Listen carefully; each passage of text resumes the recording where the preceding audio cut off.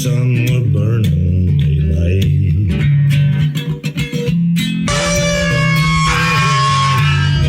Howdy there, I'm Matt McKinley and we're burning daylight. In the saddle till the job's done right. Welcome to Burnin' Daylight, the only podcast for the working cowboy. Well, howdy there, daylight burners. Happy Monday. Hope everybody had a good Christmas and you got to spend time with your friends and family and all that good jazz. And yeah, I know the holidays can be pretty stressful.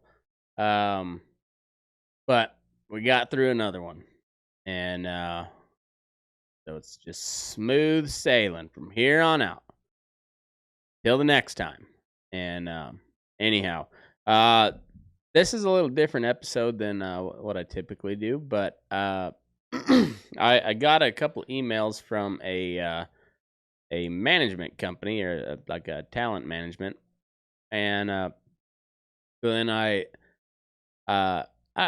don't typically respond. I'm absolutely awful at email, and after like 2 or 3, 4 attempts trying to get a hold of me, and it was I went ahead and responded, and because it said this lady was number 1 on like the UK iTunes country charts, I think. I said, well, all right.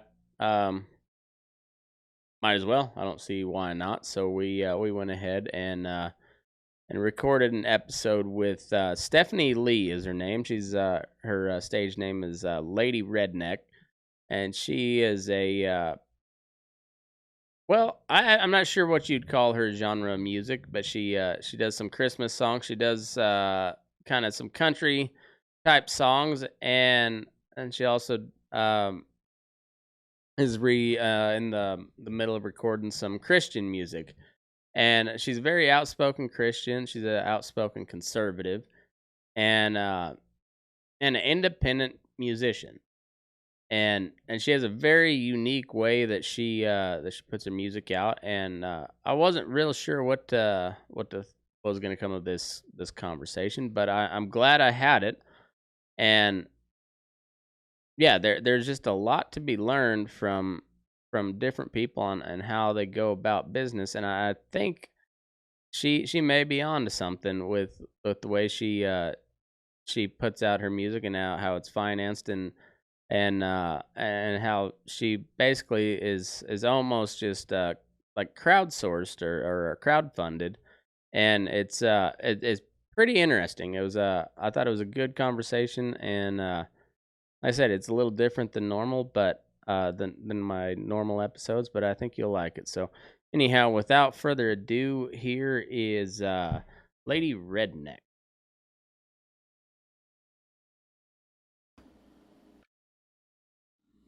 And all right. So what's the touring been like here the last couple of years? I imagine that hasn't been the easiest. No, it hasn't. So last year, we planned on doing a tour in the fall, and we just canceled the whole thing and weren't able to go at all. So super disappointing. Yeah, it's been crazy. I know a few musicians, and like I know a lot of guys that just play bars and local clubs and stuff, that are still kind of they're still able to go, but then there's like the guys that are out hitting the road and kind of making a living out of it. That was just kind of gone all of a sudden. Yeah, that was gone. And yeah, so I don't know. It's interesting to see how everybody kind of kept going. I know like the Zoom shows and whatnot, live streams were big for a little while, but um, yeah, it was just kind of it was a weird time. Yeah, it really was. It's still a Um, little bit than I'd like it to be, but not as much here oh, in Texas. yeah, that's true. I and you know Nevada's kind of weird because it's we're run by you know California light, but once you get outside of Vegas and Reno, it's just regular regular life, and yeah, it's strange. Like the this last 2 years have just it's just been strange. It has been. That's funny that you'd say that because we have a lot of people moving from California into Texas right now, and I've had people come up to me and say, I didn't even know that this life existed still. Like I didn't even know you guys had like a normal, because we're normal there. Like in Texas, we our business is normal and go about our daily activities, and it's been interesting to me that people coming from different states are just so shocked on that our lifestyle exists still. Yeah, So yeah, it's crazy. Whereabouts in Texas are you?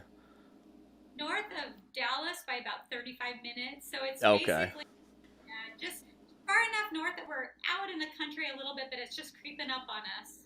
Yeah, you're in quarter horse country there. Like there's just ever like some of the nicest quarter horses on earth are up in that part of the world. So true. Yeah, that's not far from where I'm at.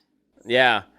Yeah, I drove through there earlier this year. I drove from western Kansas down to the 4 6s, and then from there down to Dallas. And yeah, it's neat. It's a lot of trees. I get a little claustrophobic. I grew up out on the plains, and now I live out here in the high desert. And if I can't see for miles, I get a little boxed in. You know.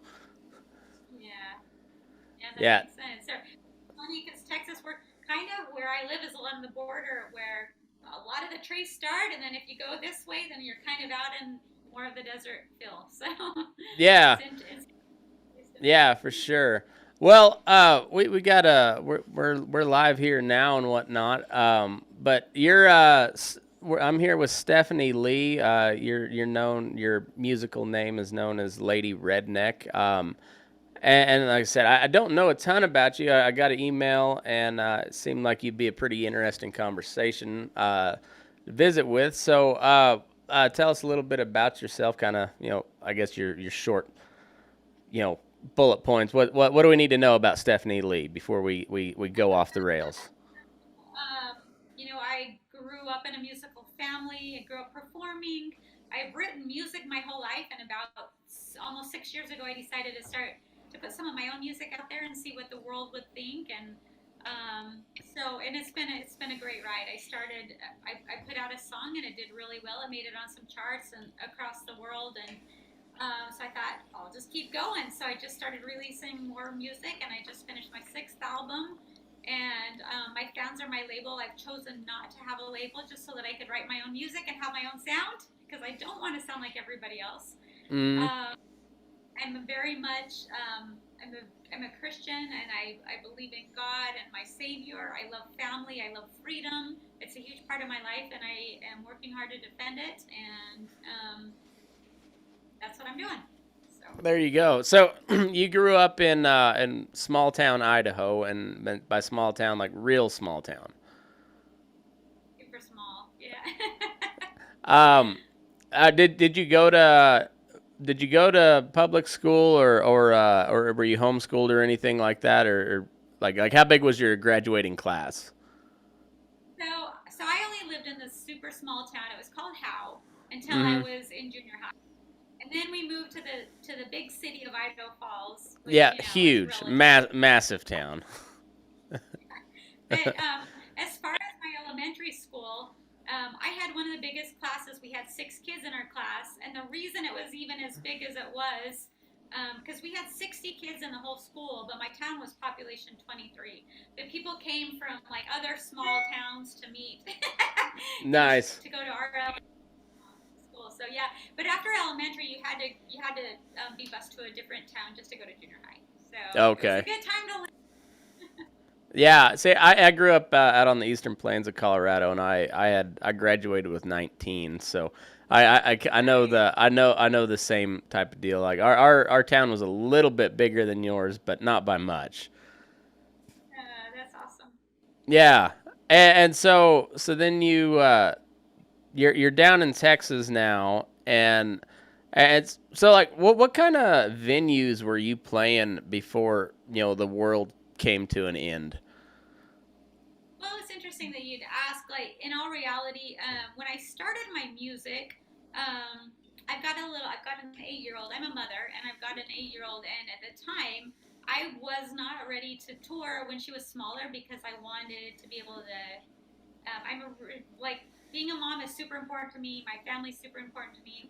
So Mm-hmm. I was for the time, when I growing up, we toured all the time. We played 5 nights a week. It was awesome. We were just always on the road and performing so much.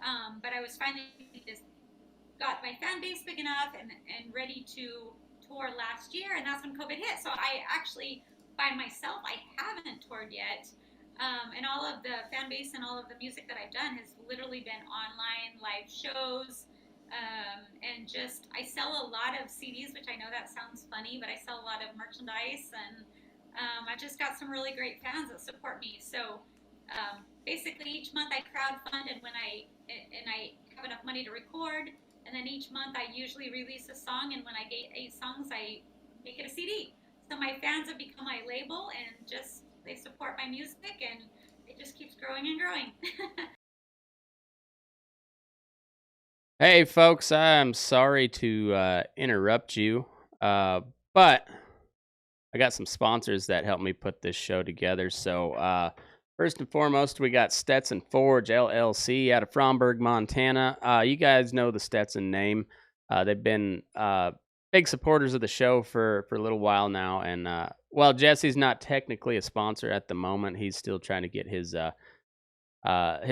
knife business back up in full swing. And I just wanted to throw a big shout out their way because they've really helped me a lot over the last couple of years, and I'd be an asshole if I didn't let you know that these are some really great people. Jesse's done a lot and makes just some of the best knives out there, all handmade, hand forged.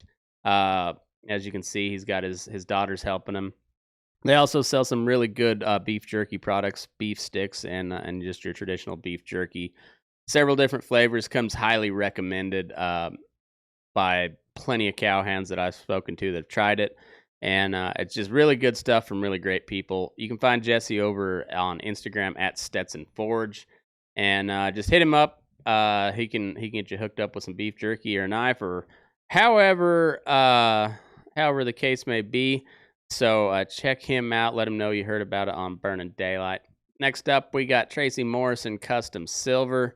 Uh, Tracy is a former cowhand himself, now building some of the coolest cowboy gear on earth: buckles, bits, spurs, conchos. Really has stepped up his game on his engraving. He's really done a lot of work, and he takes a lot of pride in it. Just uh, once again, comes highly recommended by all the cowhands that have used his stuff. It's built for the working cowboy. It's priced for the working cowboy. Like I said, Tracy's a friend of the show. He's a friend of mine, and I really appreciate his support. So find him over on Instagram at @tmorrison_custom silver. Let him know you heard about it on Burning Daylight. Next up, we got Hall's Rocky Mountain Jewelry. Scott Jason Hall, you know him well from the show, old Buckaroo.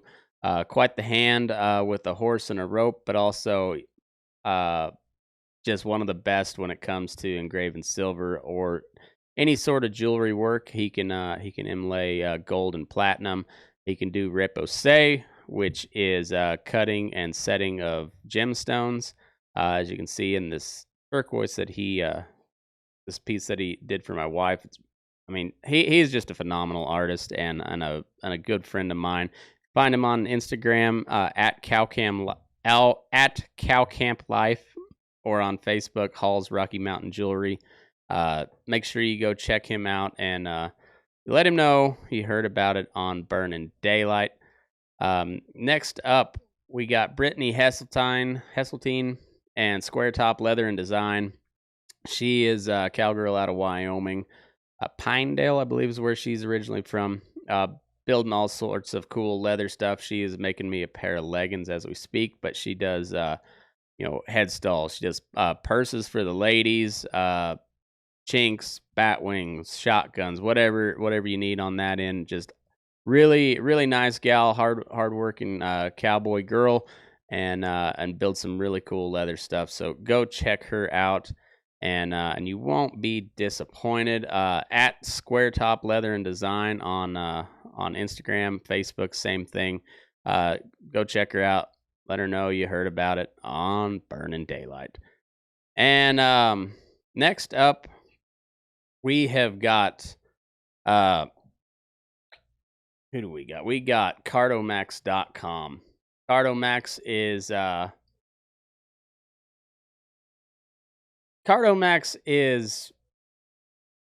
veteran-owned company, owned and operated by former Navy SEAL Sean Madsen.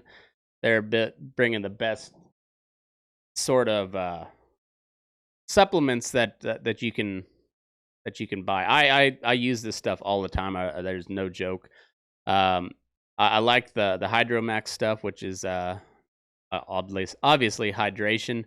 But they also have a energy intensifier, recovery accelerant, and an immune booster. I take the immune booster and the hydration stuff every day. Bunch of different flavors. You got watermelon, grape, blue raspberry, pink lemonade, orange, lemon lime, cherry lime. It's all good stuff. I really, really like it, and I recommend you guys use it. So head over to cardomax.com, use the promo code move your ass, and you'll get 10% off. And then finally, last but not least, we've got Greens Reserve. And Greens Reserve is a tobacco alternative, and it's all made from hemp. They got 3 different flavors: wintergreen, menthol, and natural. It's all natural, 100% made out of hemp, no THC, and it's a really good stuff if you're looking to quit chew, or if I even use it when I'm doing some research and stuff. It just kind of helps me focus. So I highly recommend it. Check it out over at greensreserve.com/shop. And if you use the promo code MattGR, you will get $1 off a roll, or $1 off a can, or $5 off a roll. And I get a little kickback when you use that promo code. So promo code MattGR, Greens Reserve, GREENES reserve.com/shop. And that will do it for the sponsors. But if you don't care to hear the ads, and I understand, I don't hold it against you. However, it's if you'd like to support the show and not hear ads, head over to patreon.com/burninDaylight, and you can sign up at one of the many levels I have there. It's everywhere from $1 to $100 a month. Nobody does $100 a month, but you could be the first. And there's different perks that go along with all that. And as we move throughout 2022, I'll be doing a better job of our facilitating our giveaways and raffles and whatnot, and just providing some more bonus content and perks for anybody who signs up at Patreon. So all those people that do, I sure appreciate you. It really means a lot. And so head over to patreon.com/burninDaylight to sign up there, and let's get into the show. Well, it's pretty interesting. I was looking at your website, and it's a very interesting route that you've decided to take. I mean, it just where you just like, here's a song, you can buy it, and it looks like it's almost like a donation basis, where you just like, I mean, is there like a minimum level that somebody donates on a per song basis, or how's that work? Well, the funny thing is about my website is a lot. With that website, you can donate any amount for song. I'll have people donate $10.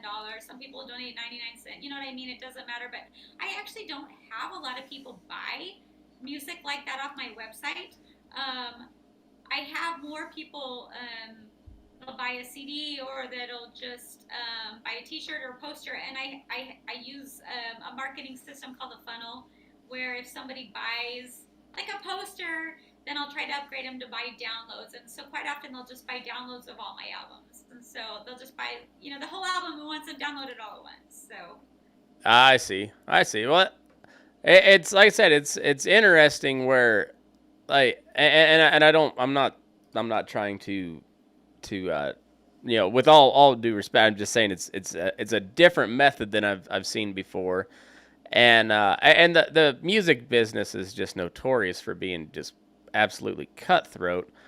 So it's really interesting how that's changed over the years. well, and I think with social media, it's just made it such a level playing field. You don't have to have a label, and if you run it as a business, then literally the sky's the limit. Yeah. So it's been an amazing journey. Well, it's like I said, it's neat to see, because I've got, like I said, I've got some friends that are trying to make it in the music world, and it's funny because, like, you can get on, anybody can put anything on Spotify, which is awesome. Like but it's really hard to make money on Spotify because you got to have millions and millions of streams for it to pay out any. And so it's just, it's always interesting to me to see how people are kind of like gaming the system, if you will, or just trying to get ahead, and without getting under like the boot of like the big music companies or the record labels. So I've developed my own system, and actually last year when everything crashed for so many artists, I had written some courses, and I started trying to help other musicians to kind of do a little bit of what I've done, and teach a little bit about crowdfunding. I have a fan club that I do. I've got a lot of things that I've been able to monetize, and to be able to run it like a business, so that I've been able, because if you don't run it like a business and you run it like a hobby, you're not going to do it for long. You have to be able to produce some sort of income, or you're not going to be able to keep doing it. So yeah, otherwise it just turns into a really expensive hobby. and I can't do that. So Yeah, it's in. So I didn't go on all your social media accounts, but I looked at your Instagram, and you got a pretty large following there. How were you able to cultivate that? well, my Instagram, actually, my Facebook is my big one. I've got over 1 million followers on Facebook. Oh, no kidding. My Instagram, I just haven't worked with it hardly at all, and so it's not even super active. I've been trying for the last several months just to post a lot more regularly and be a little more aggressive with it, but it's not growing as fast as I'd like. But when I started up a TikTok account, and it's just barely getting going, but it's actually pushing my Instagram forward a lot, and so it's been, the TikTok's helping my Instagram.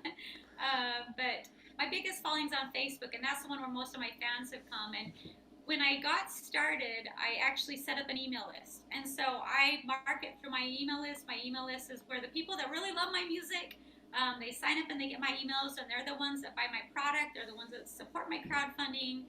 And I do have other people that'll buy it online, but my email list is my big. Now those I know are my true fans, because they want to hear from me.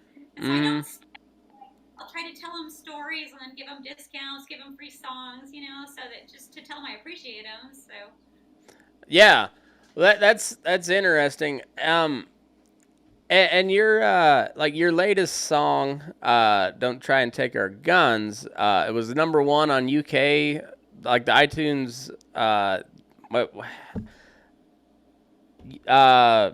UK iTunes country, right? Is that how I yeah. How did it take off, such a an American based song take off so well in the UK? I am not surprised. I think, I started working with Michael with MTS, and he does a great job. I think that he's kind of the one that's introduced it more over there. I've done quite a few radio, like through the years, I've done a lot of interviews with radio stations over there. And so I am starting to get, I've got some great friends and fans over there too, but I think just a lot of what he's done as of recently, I'm sure that's probably had a bigger impact on it as well. So. Huh.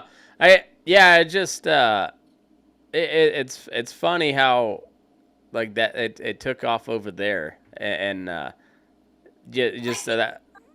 I think, Matt, in all reality, I think some of it is just, you know, all of us that believe in freedom, all of us, like the song, yes, it's called Don't Try to Take Our Guns, but it talks about how this country was founded by God, He's on our side, and we're being told lies, and basically, like, that we will stand together, that there's more of us. We're not a minority. That's what they want us to believe, but that's not what we are. And so I think that people, even in other countries, even if they're not American, I think just that freedom resonates in them. I just think that the idea that we're not alone and that they're trying to make us seem like we're just a few of us are feeling this way, but that's not how it is. No, I agree with that completely. You said you had over 1 million on Facebook that follow you. I do. Uh, Yeah. how drastically was your reach restricted right around the 2020 election? So, in December of last year, when I was, just saying a few things here and there, I was getting about 6.1 million views a week Mm-hmm. on my Facebook. And, and after I started speaking out, it dropped down to 1.2 million views just overnight.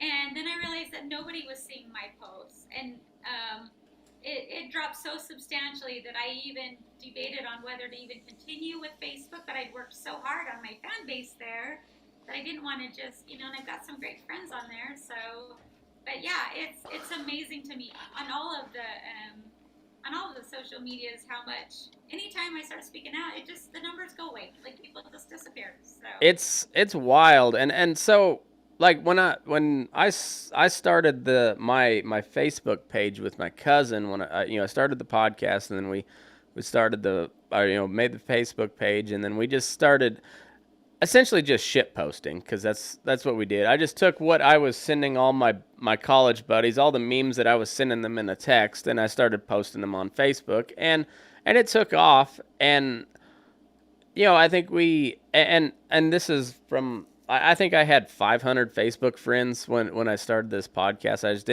I used Facebook to buy tack and horses and occasionally keep up on some gossip, but that was about it. I mostly used it just to buy cowboy stuff. And then I started this podcast, and next thing I know, I've got like 10,000 followers, and I was like, oh wow, this it kind of took off. And right before the election, I had like on the 28-day reach, I was at like 1.5 million or something like that, and it cut almost 80%. And then right after the election, they shut down my ad account, and now I've got almost 20,000 followers, and I can post something, and it'll be up there for a day, and it'll get like 5 or 6 reactions, and that's it. And you're just like, yeah, you're like,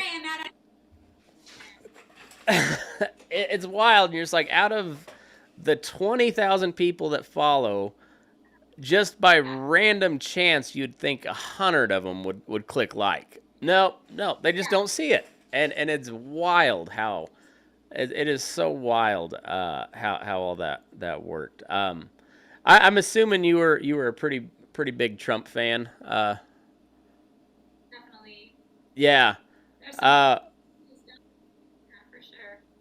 What's what was your thoughts after the election? Like I've no doubt that there was some shady stuff going on, but man, things really got out of hand there for a while. Boy, it was wild. To me, I guess it's weird to me. I feel like so much of it is common sense, and I just thought, what happened with our country? Did we some IQ points there. I don't know. I guess I just felt like that because, you know, they televised, um, the rallies. They'll televise, the Trump rallies. They'll televise the Biden rallies. Nobody's at the Biden rallies. Nobody. And we'll have 500,000 people at the Trump rallies, and it's like, okay, if Biden's the most popular president in history, but nobody's even coming to his rallies, like, I mean, there's just so many. If I get talking about this, I'll be so fired up I won't be able to sleep. So I just had to I had to tell myself to kind of step away from it and just let it be, because I was just like, oh, it just, yeah. The whole problem with that, like that time period between November and January, I just like that was Trump at his worst too. Like he was such a horrible communicator about what actually was going on, and some of the lawyers that he had working for him, you're just like, my word, man! Like, can you not find somebody better to trot out there than Rudy Giuliani? Like, come on. It was wild, and like I don't know, I just it was such a weird time, and then like trying to make sense of all of it, and I voted for Trump, but I try to distance myself from both of the major parties. I can't stand either one of them, and I was still like getting treated like I was some sort of domestic terrorist by social media. Like it was amazing how many flags we'd get on posts and just in groups too. Like they'd flag comments for bullying, and you're just like, did we just forget how to communicate as regular people within the last 4 years? It's insane how communication has devolved in the past several years. Well, and I mean, if you think about, I mean, especially like kids on their phones these days, like they don't date the same, they don't anything the same, they use cell phones to communicate, and I truly think that the communication, just because of where we're at with a lot of what's going on in the world, like I don't think that they know how to communicate like they used to. So Yeah, I think that's right too. There's a lot of that, and then I you can look around like at a restaurant and just count 9 out of 10 people will be looking at their phone as you're scanning a restaurant, and I'm one of them. It's not it's not picking on anybody in particular. It's become a thing, and it's addictive, but it's also just really damn handy too. Like it's we were talking about it the other day, and I was listening to something they're talking about like the crime rate, violent crime rate has seemingly gone down, but a lot of it is people were able to call first responders because of cell phones, and so many less people have died because of that, and so there's some really amazing things that it has done, but also at the same time it's put us all at each other's neck, and yeah. and kind of going back to like what you're asking about the time between November and December and January and all that too. I did want to also say, not to you know, Oh no, go ahead. but Where? like when he did lose the election, I think that it's unfortunate what I've seen in the United States that I haven't liked, and it's on both sides. With the Twin Towers, when all of that happened, everybody came together. They were united. We became strong Americans, and it seems like there's so much contention, so many people getting so offended, so much just hatred, and so much division that, I mean, even though my president that I didn't want to win didn't win, it still doesn't mean that we can't have a difference of opinion and be friends and love each other and coexist, and that's been kind of hard for me, because I mean that's been just hard, I think, for all of us. Like it's sad to me that, because I think that part of freedom is being able to have your own opinion, be able to speak out loud, Mm-hmm. and you know what I mean? And that doesn't, I feel like that's kind of going away too, because like with being banned for Facebook and being, we can't say our mind, but even when we do, people get so offended and they get so much hate and anger, and it's like, we don't need to. Like, it's okay if we disagree. We can still love each other and be friends and neighbors. And Right. And I think one of the biggest problems is people will say anything. I mean, they will say the most heinous shit to somebody on the internet because there's no face. I mean, even if there's a picture, but you're just throwing shit out into the ether and like. But if you had said that to somebody's face, there's a good chance you're going to get popped in the mouth. And there's a lot of times somebody just needs popped in the mouth to find out, like, oh, there's the line. That's where the line is. Okay, now I know. and and now like it's just like everybody's pushing the line because there's no real repercussion. I mean, you can get canceled, but as long as you're not like if you're not trying to be a public figure, what does canceling do? I mean, they shut down your social media. Okay, well go talk to a person in person, and uh, yeah, but at the same time, like we're founded, like the very first amendment to the Constitution is the freedom of speech, religion, expression, and the idea behind all of that is you combat bad ideas with better ideas, and to be able to do that, you have to have the freedom to speak your mind, and people might not know you're an idiot if if you're not allowed to speak and prove that you're an idiot. it's true. It's very true.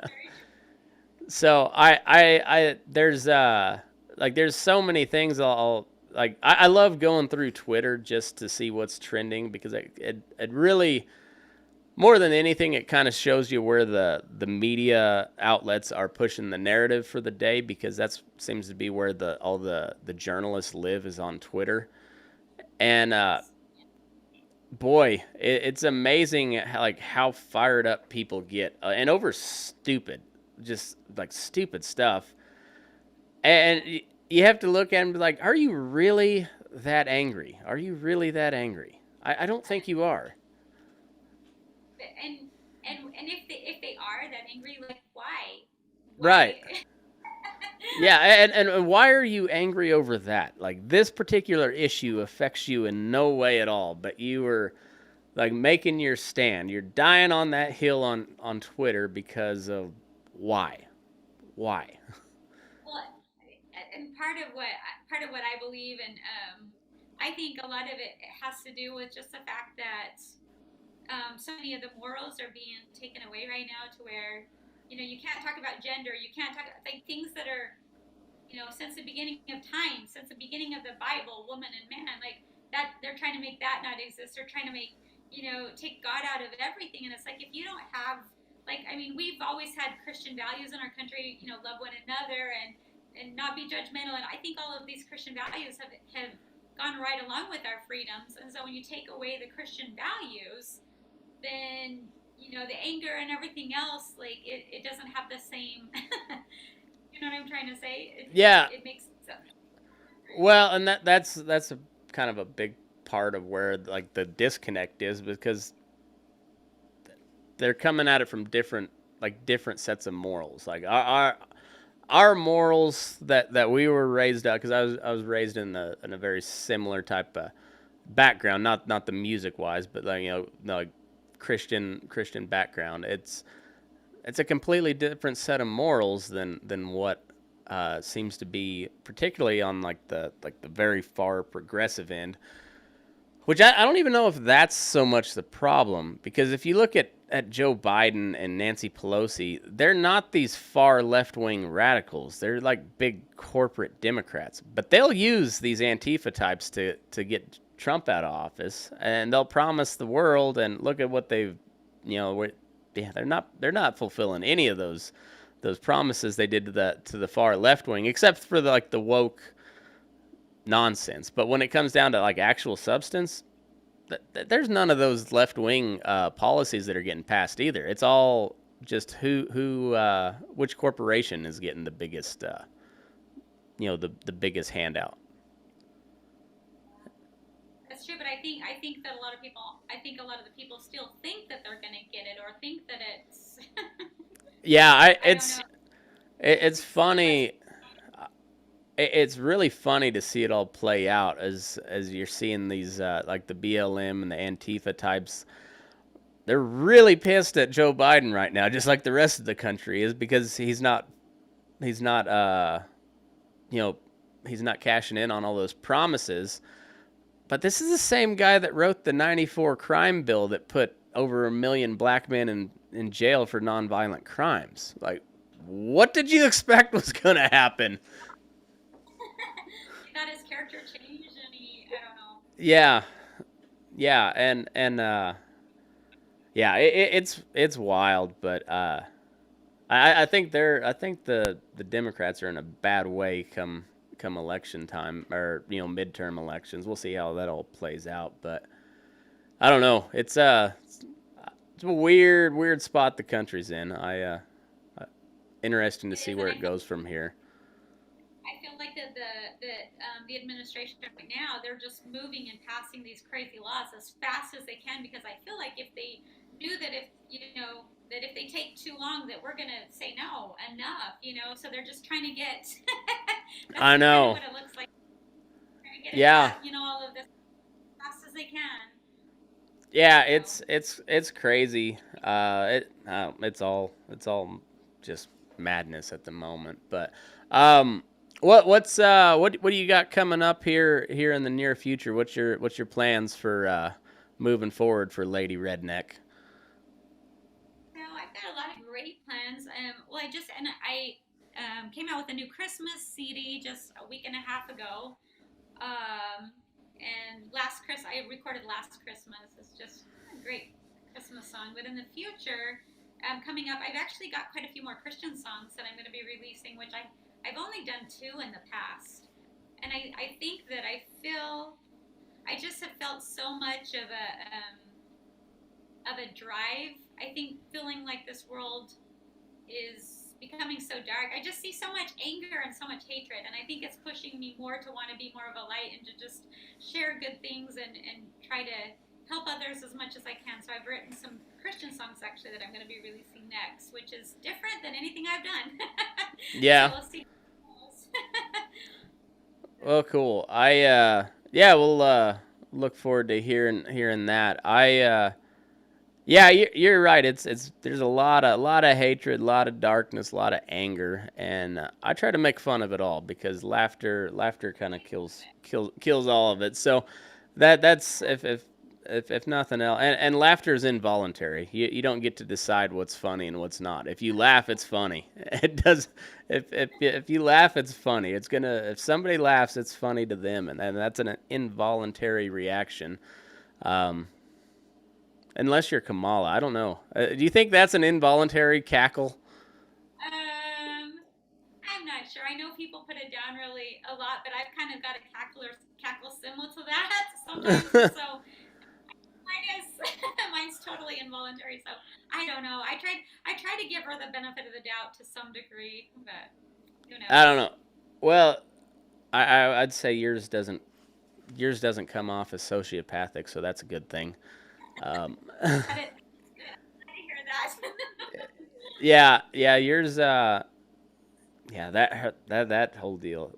She's yeah, that's a whole nother subject. But it's who were some of your big musical influences growing up? I know you said you had a family band, but like who was on your Walkman back in the day? So, well, it was interesting because my dad was a music major, and so in our family band, it was me and my sisters and my dad. My dad played the guitar, and then all of us girls played several instruments. And then we had a girl drummer, so we're always like making fun of my dad. But he was a music major, so we grew up like, and I had studied classical violin and classical piano, so we did everything. Like I did a lot of classical music, but in our shows we did bluegrass and heavy metal and 60s and 70s, and like we had all these different shows depending on whether we were doing a fair circuit or a corporate event or like sometimes we'd even do pep assemblies. So it kind of just depended on the genre, depended on what who the crowd was at the time, whether it was a wedding or What were the corporate events like? they were fun. It was fun, like because they like to have a party too, but they were just more, I think, more picky about some of the songs that we'd play. Whereas the weddings, like they would Mm. just be in. Weddings are that's no holds barred most of the time. Oh man, those weddings! I remember some of the craziest things. People just seriously like being up on their table, dancing and like Oh waving man. napkins and going crazy, and just fun. After the toasts, like it goes off the rails usually. That's when it really gets fun. Is after best man gives his drunken toast, then the party really starts. Yeah, that's when I bring out the fiddle, and then we get really crazy. Oh yeah, with the fiddle that'll set it off. So how many instruments do you play? I play seven. Okay. Well, rattle them off. What do you play? So I play the guitar, the bass guitar, the piano, the drums, the fiddle or violin, the mandolin, and the ukulele. Okay, right on. I've always thought fiddle would, that's I play guitar a little bit, not much. I grew up. I played baritone in the high school band, but uh, That's awesome. I I always thought fiddle would be that, like if I need to go, if I keep saying I'm gonna buy a fiddle and learn it, but I just haven't yet. But Oh, that's that's that's the good. that's the one instrument that I like. That's like the top of the line for me. Like there, when a good fiddle solo hits like that, I go all sorts of basic white girl when the fiddle gets played. I mean, I'm like, yeah. There's nothing like the energy it brings. There's nothing like it's an awesome instrument. Yeah. So yeah. So who, like, when you weren't performing, who were you listening to? Oh gosh, Shania was probably my favorite. Shania. She you get a bunch of dudes to dance to feel like a woman. I guarantee you that. Yeah, Shania, I that's I funny. like even now, like it just depends on my mood. So yeah. Right on. Well, are you gonna be out on the road anytime soon, or are you just kind of just gonna stick with the online stuff for a while? No, I'm planning to hit the road. I started homeschooling my daughter this year, and so because I thought about possibly doing it this fall, and then with homeschooling, it like okay, which it'll make it actually more. It'll probably make it a lot easier to travel, but it just kind of threw my whole schedule off a little bit. I'm trying to just get a balance, but we'll probably be setting up one up pretty soon. I wouldn't be surprised if we do it sometime in the spring. So Right on. What curriculum are you using for homeschool? mostly the good and the beautiful. Okay, we're using a Becca. Where both of my kids are homeschooled as well. So Oh, and that's cool. yeah, so we're it's the mask mandate was kind of the final straw for it. My little girl was getting ready to go to kindergarten. No, Really. yeah. So we have like a kind of a homeschool co-op with one of the local churches. So they go 2 days a So week. cool. Yeah, in like a classroom setting, but it's all homeschool based. So I'm looking at that. There's a lot of people that co-op in Texas, but I haven't been able to find just like a group of her age that's worked out yet. But last year, like in Texas, they never like anybody under fifth grade didn't have to wear a mask except in the halls. Um, and I think at recess, which is crazy. Like, can you because imagine? it's a Like, very scientific based rule. It's yeah, all the science behind it. all this, all of Yeah, this science. all of the All this, science. The all of science. Yeah. Yeah. but she didn't have to have it in the classroom or whatever. We decided to have her go to first grade, but just with everything getting crazier and crazier, we were like, okay, time to take her out. So, but the mask, Yeah. that would have been a fun. There's no way, no way. Yeah. It just so much insanity over the last couple of years, but it seems like you're coming out pretty good on the other side of it. So that's good. It's that's good to hear. So, I really appreciate your time. It's been a pretty fun interview. I wasn't really sure what to expect, but appreciate it. You've been lovely. So tell everybody where they can find all your stuff if you don't mind. Yeah, I'd love to. So I am on social media, and I do like to. I actually am on there, and I'll respond. Like I don't usually just post, and if you can actually see my post, then I do like to respond and like communicate and be social. But then also, I've got a couple of websites. I have ladyredneck.org. And then I've got ladyredneckmusic.com. I have a ton of t-shirts and a whole bunch of merch on there. So yeah, and hopefully I'll be out on the road soon as well. Are you going to be playing one of Trump's campaign stops? Oh, I would love to. You think he's going to run again? I really don't know. If I was a betting man, and I am, I just haven't found out where to put this bet at. But I bet he runs. I bet he runs. I hope that I actually really hope that he does, and I hope that he does. But even then, I'm just a little nervous because the fact that they pulled it off last time made me think. Yeah. Yeah, I don't know. It'll be interesting, but well, I wish you the best of luck. Thank you so much for sitting down with me, and yeah, take care. You too. So nice to meet you. Nice to meet you too. You bet, and thanks everybody for tuning in. And move your ass. We're burning daylight. All right, we are out. All right, well. Can't sit in silence, shaking my head. How much more? Don't love America, there's a door. All the contention, all the hatred, the confusion, the lies. The media is trying to pull the wool over our eyes. 'Cause they don't want us to know we are stronger than we think. So many Americans like me who believe what I believe. We know this country was founded by God. He's on our side, and through all the lies we're being fed, we still know what's wrong or right, and we would die.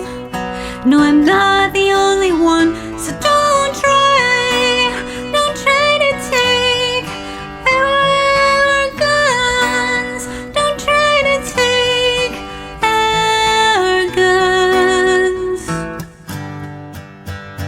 They're using fear to control our minds, taking our independence, one freedom at a time, to lure us in those stimmy checks. Pseudo security trying to make us think the government will take care of you and me. 'Cause they don't want us to know we are stronger than we think. So many Americans like me who believe what I believe. We know this country was founded by God. He's on our side, through all the lies we're being fed. We still know what's wrong or right, and we would die. No, I'm not the only one, so don't try to take our guns. Don't try to take our guns.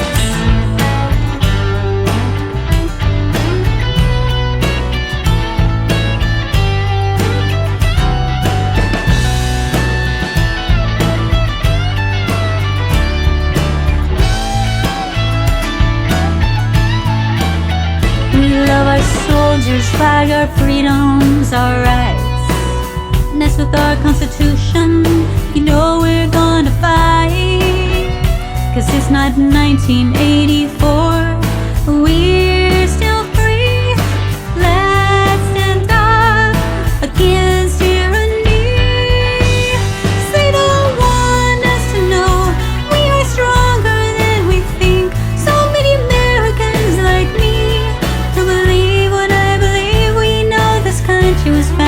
my car.